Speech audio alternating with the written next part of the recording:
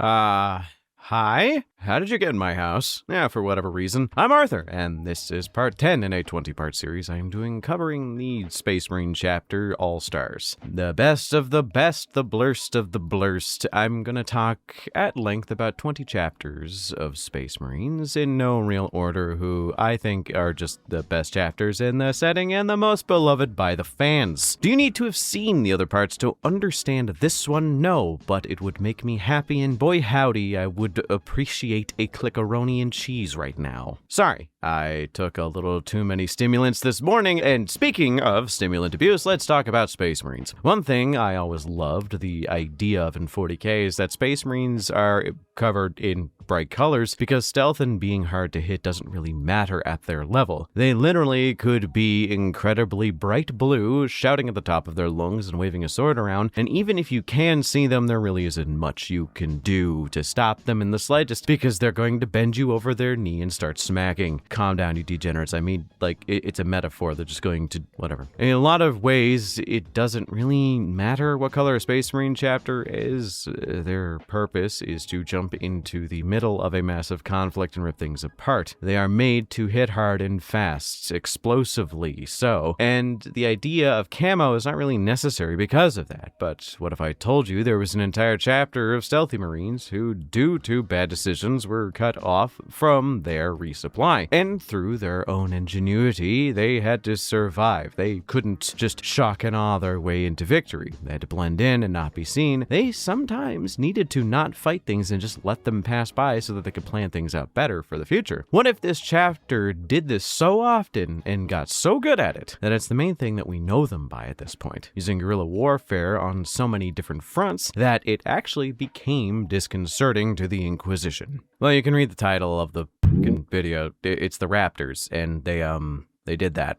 Today, we talk about the Raptors at length, as opposed to the older video I did a little while back that was about 10 minutes long, so we're going to cover them a little bit more in depth, because I've done a lot more research along the way, and I'm a lot funnier, at least, if you ask me. So I'm going to hit you with facts about who they are, what they are, and if you should play them. But before we do, let's talk about something tasty. I've been kind of grinding it out recently between content on my main channel, cooler content on my second channel. No, for real, go subscribe to that garbage. You know, just to get it ready because I am going to Adepticon, so I want to at least get a head start. And also at some point, I've been eating and sleeping. I will state most of my day has to be at least some degree of regimented in order for me to stay focused and wake up at the right time and get enough work done. So fellas, do I even need to say where this is going? Nah, gamer subs, baby! Sipping on that nootropic mixed drink that makes my brain stay active and keeps my calories low. Recently been branching out, trying other flavors that are not actually just red. So, my recommendation for you this week, sploosh. Not the action, I mean the whatever. The coconut aftertaste in this actually hits you like a truck, and I find it quite delightful and refreshing, especially because it's not that acidic and not very cloying. 2 to 3 scoops of that in my shaker cup, give it a quick rattle, and then boom, I'm basically set for the day, at least, you know, when my energy starts to drop a little. So if you want to get the best energy drink on market, use code BONEZONE at checkout for 10% off your order, and pick up yourself a tub. With new merch, new sales, giveaways, and drinks coming out on a monthly basis, you'll always have something new to try and keep yourself mentally stable while you grind out a 16-hour editing session. Thanks again to GamerSupps for sponsoring this channel, and let's get back to something significantly less drinkable. Birds. Yeah. Okay, so the Raptors are particularly weird. First, they are a second founding chapter, which for the Raven Guard is a little bit offbeat. Because of all the legions to come out of the Horus Heresy, the Raven Guard were hit particularly hard. For context, the Salamanders had so few guys that they didn't have enough guys to make a Salamanders chapter, let alone have successors. Outside of the Promethean Kings, obviously. But for the Raven Guard, likely due to the weird inductii shenanigans that they went through, which we'll cover a little bit more towards the end, they probably had a few Marines to spare here and there. The Raven Guard ended up with 3 successor chapters besides the chapter that would inherit the mantle of the Raven Guard. You have lover of fighting in shitty places, the Revilers, cool, who were made up of the most resilient veterans of the heresy. You have the Marines, made up of Corvus Corax's honor guard, who really had a thing for Tokyo drifting rhinos into orc battle formations, aka the Black Guard. But lastly, you had the guys who are kind of the most understated Marines in the setting on purpose, which is the Raptors, who in the beginning were kind of just a cultureless group of Marines who were just kind of trying to find their footing. As with most successors of the Raptors, they didn't really have much to go off of, as there wasn't much there. To be honest, most Space Marine chapters were just a fleet of ships to begin with, as they were doing the scouring thing. It is implied they were some of the more recently introduced Marines who didn't get a chance to fight in the Raven Guard proper, but they also could have a tangible link to the mutant cast of inductii, as I mentioned before, known as the Raptors, who were given a vast degree of genetic modifications to speed the growth of new Marines for the oncoming war. Regardless of where they came from, there isn't much known about the original chapter of Marines as they were, because if you couldn't tell by the original artworks of them from the Badab War and earlier, they were a neon yellow and blue chapter of Marines, which full stop, I adore this scheme. But that is not what we are really here for, is it? On a planet that we don't really know the name of, they eventually were able to earn a place to call their home, a recruitment world where their chapter monastery was supposed to be placed, and this planet would eventually be smeared into a fine red paste by chaos, probably. The recruitment world was relatively close to the Eye of Terror, and their job was to make it a little bit harder for the Chaos Marines and cults to spring up nearby, and eventually make them quite afraid of the colors yellow and blue at the same time. Allegedly, they served for thousands of years with a great deal of distinction and, dare I say, reverence from the Imperium at large, but it ended with them disappearing around the time of the Fifth Black Crusade. The implications here is that through likely a mix of Chaos Marine raids and warp storms, their chapter was wiped off the map, literally and figuratively, with their planet I don't even think being habitable anymore. Womp womp, a tragedy to be sung about for eons to come. But what if I told you they, in fact, did not die and resurfaced quite a while later? A lot weirder, and as the chapter we know and love them as now, you'd be underwhelmed because, well, they are around in the era Indomitus, so it shouldn't be much of a surprise. I hope you all enjoy my corny offbeat witticisms that are meant to be especially funny in the context of super beefy screaming men. Just wait till later when I make a super relatable Metal Gear Solid reference about the Stealth Marine chapter. I'll bet you'll pog at that. Is pogging still something that people say? Is that a word we say? Do people still say that? God, I'm getting old.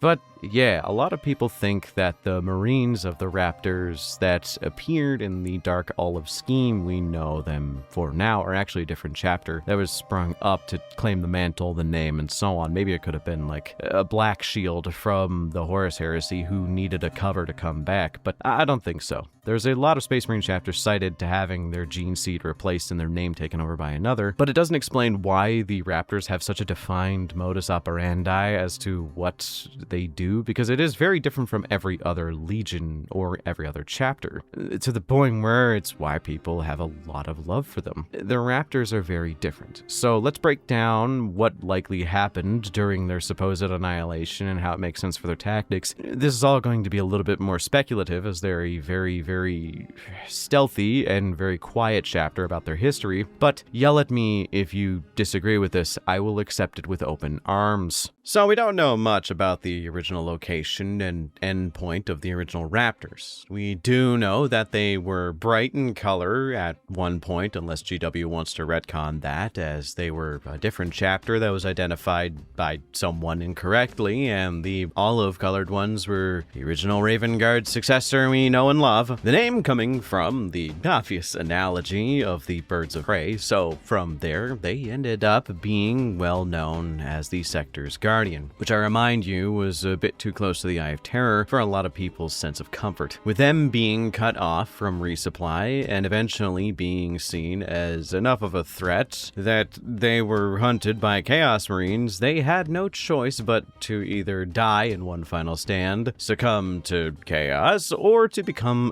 something else, and as the saying goes, who should I be then if I shall never be the same? Surviving for decades on this planet, engaging in hit-and-run tactics that the Imperium would actually frown upon most times after the fact. We'll touch upon that a little bit later. See, the Raptors of today have a very specific set of skills. These skills come from something simple, a very fun word, a word you don't see a lot in this setting, and if you do, it's usually followed by, yeah, and then cannibalism. And that word is pragmatism. They understand that most technology is technology. There is a science to how it operates, not a mysticism. They probably don't believe in machine spirits too much, but they do understand that there is probably psychic phenomena that they don't understand. Therefore, say they raid an orc compound and blast everything in there to pieces, but there has been minor degradation of their armor due to sluggas and shootas and so on. Since they will not have a resupply for many months, if at all, they do make field repairs to their armor using the metal from said compound. Now, with Chaos, there is the pneumatic issue with it, so they would likely avoid obviously corrupted items and even just issue it in general if they had a means of detecting it. But in general, they would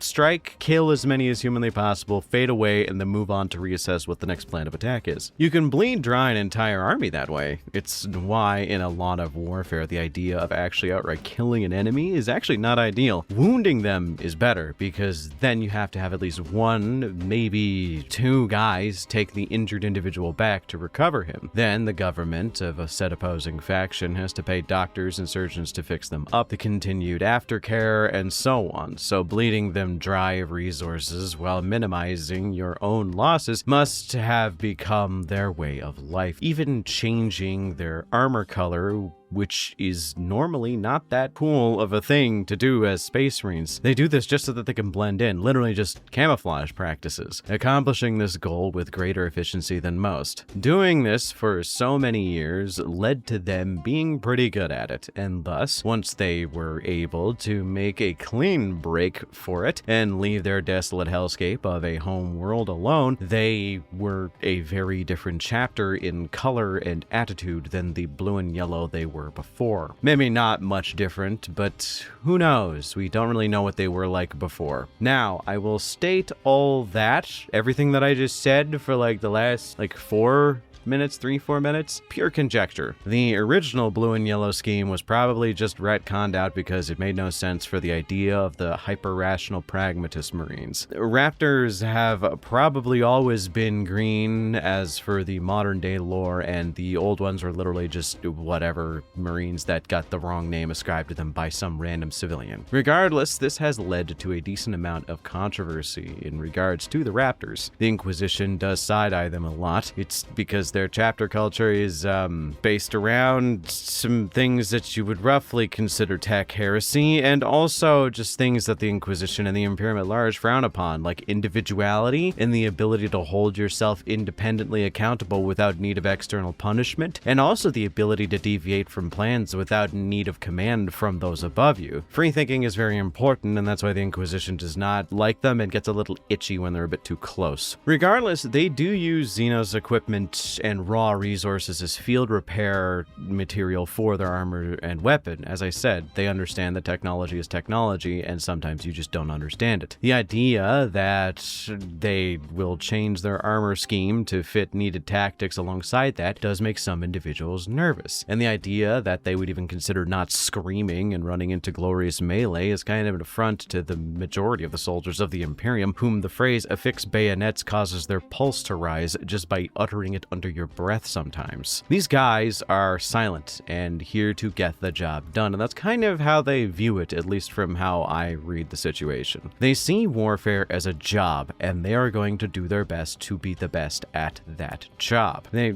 kind of have a U.S. Army Ranger vibe to them, where, you know, the whole they don't have a battle cry and it's adapt and overcome type deal. They don't have a dedicated melee troop choice. All they like doing is the whole fire and fade thing. The only time you use melee is if it's is the only option or if it's just the best option for a very specific situation. Another good reason for those ideas is because of the whole planet likely being destroyed thing. It's stated in lore that they no longer have access to ancient chapter relics of high power weaponry and relic gear, which basically means they don't have any of the most advanced technology that the Imperium has to offer readily available. We all forget that outside of the new Primaris stuff, there really isn't something like gravity weapons on demand because grav guns are very hard to produce and not many people have them. So when you see someone with a grav gun in the game, that usually means that it's a relic weapon or created by Belisarius Cawl. So because they don't have access to any of these or any of the major dreadnought chassis, except for like maybe a Castroferum here and there, the only thing they can rely on and the only thing they have is just a functioning bolter. No machine spirit. I legit think these guys are probably as close to being atheists in the setting as you can possibly get. The only one who'd probably be outranking them is Gilliman, but even then, he is prone to bouts of extreme rage and melee charges, so maybe he's as much of an atheist, but also a bit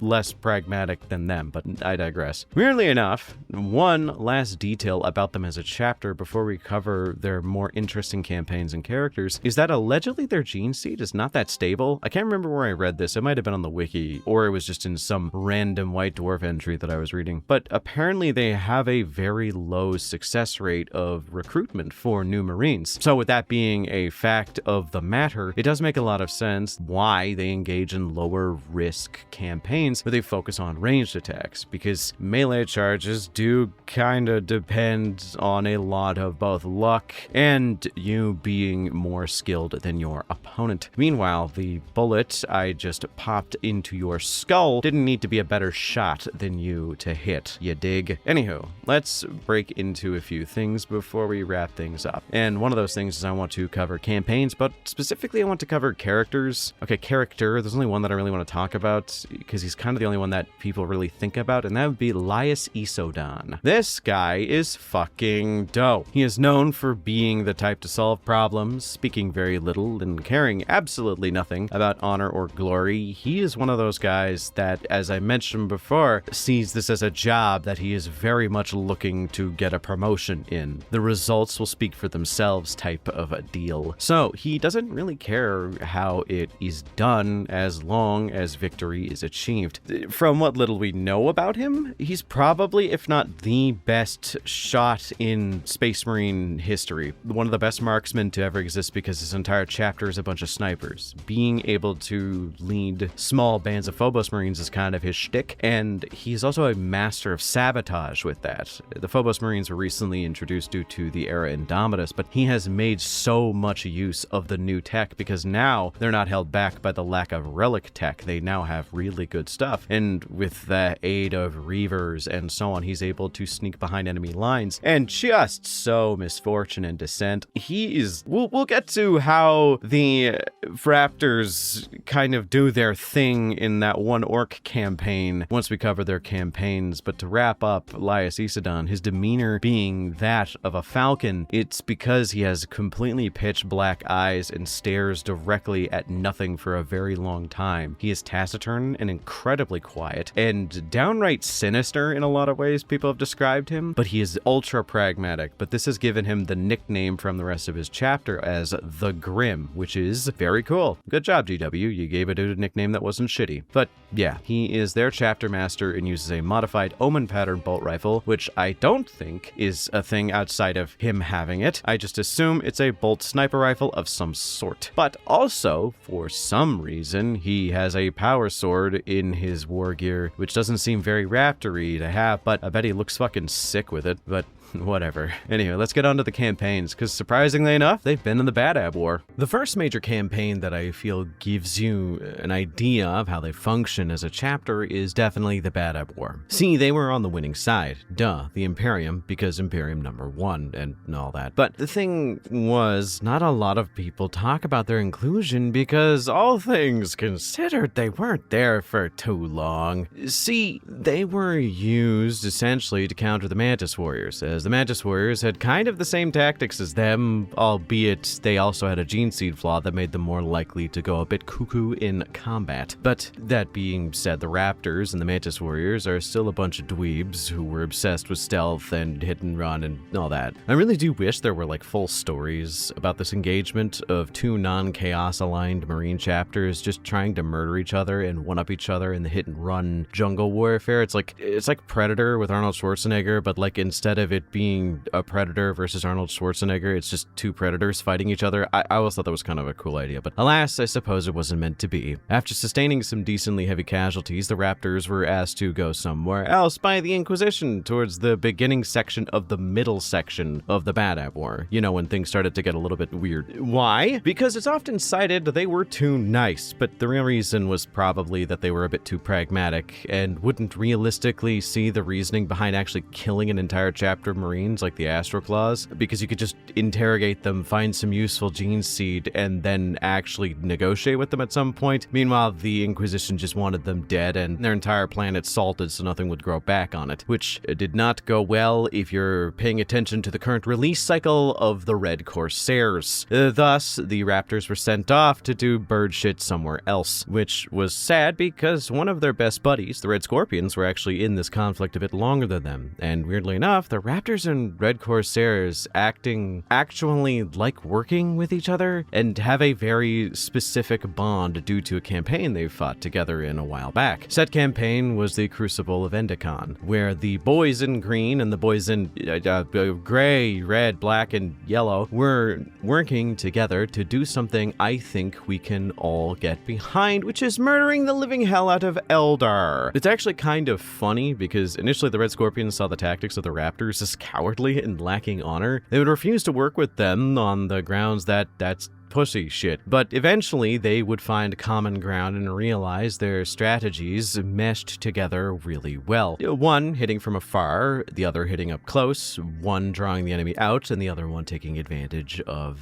the enemy overextending. Though it likely all fell together because, okay, the Red Scorpions, they're known for being a bit indignant, albeit not the worst in the setting, and when they found out that the Raptors wanted to do the hit and run thing and planned out a full-scale assault, that was, a lot slower than what the Red Scorpions wanted. In a stint of furious indignation that I think is a little bit out of character for them, they dropped a bunch of Marines from the two companies that had showed up into the heart of enemy territory, and boy howdy did it not go well. So the surviving Marines did have to rely on the Raptors to fill in their gaps, thus becoming the loving brotherhood that they have now. The last campaign I want to cover is the Sancta Angelus one, because it's really funny. The Raptors engaged in a hit and run campaign with the orcs of Wa Irongull, but the thing here is that they didn't really do much direct fighting. Instead, they were doing some CIA black bag shit. I'm talking they ATF'd the orcs, planting weapons from rival clans in areas where they shouldn't be, planning out assassinations to stir the pot, and orcs, not known for their patience, actually fell for the bait almost unanimously and slaughtered each other to a man in a massive orc civil war. The winners of this civil war, or at least the ones that were remaining afterwards, ended up getting capped by the Raptors and local Imperial forces in their weakened state. Because,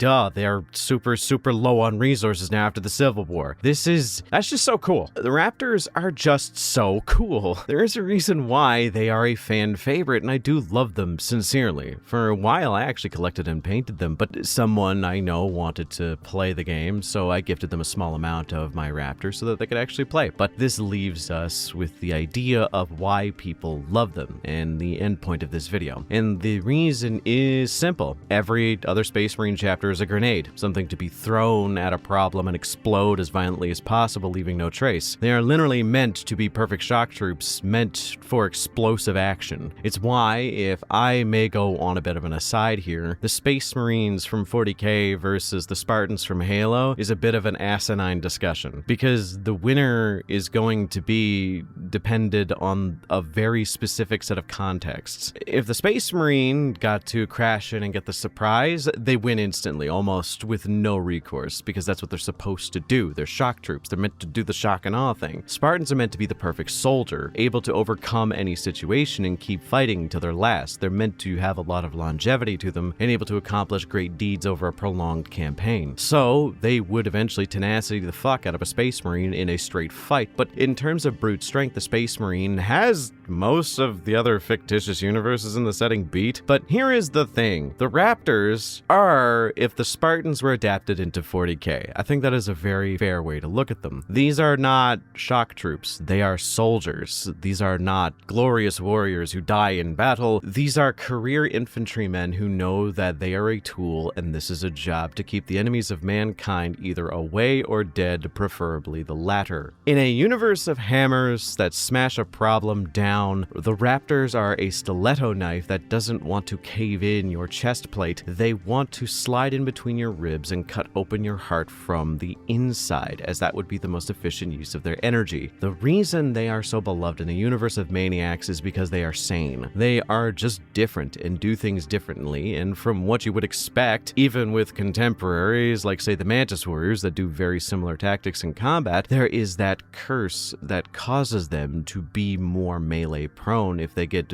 pushed into an extreme, which is still very Space Marine of them. But with the Raptors, the only real flaw is that whole grim determinism thing that creeps in over time. That is their main gene curse, and although we didn't really touch on it here, the video that I released last week actually covered them as well as a bunch of other gene seed flaws, so if you want to go learn about that, go check that out. But basically, they are a fatalistic group of soldiers, and because of that one major gene curse, it may actually just be a form of PTSD that Space Marines get, as without the belief in the Emperor, the screaming rage, and the obsession with glory and accolades, I guess they're just more prone to being depressed and questioning what the whole purpose of what they're doing is. But yeah, which makes a lot of sense because like any other tool, at some point, they are going to break. But that is why we love them. To put it as plain as day, the Raptors are just different. And I think we can all agree. They are really, really, really goddamn cool. But that might just be me. What do you all think about the Raptors of 40k? Cool? Not cool? What other chapters do you want me to cover on this All-Stars list? As I do have some slots still open. So be sure to comment down below what you want to see. Like and subscribe also. That would be very appreciated. Special thanks to my channel members for supporting me, as with your help I'm able to do this as a job and pay my editors. And it's one of my favorite things to do. I get to talk about my favorite things. If you would like to become a channel member and support this channel, you gain access to perks ranging from videos early all the way up to 2 bonus videos a month. Thanks once again for watching,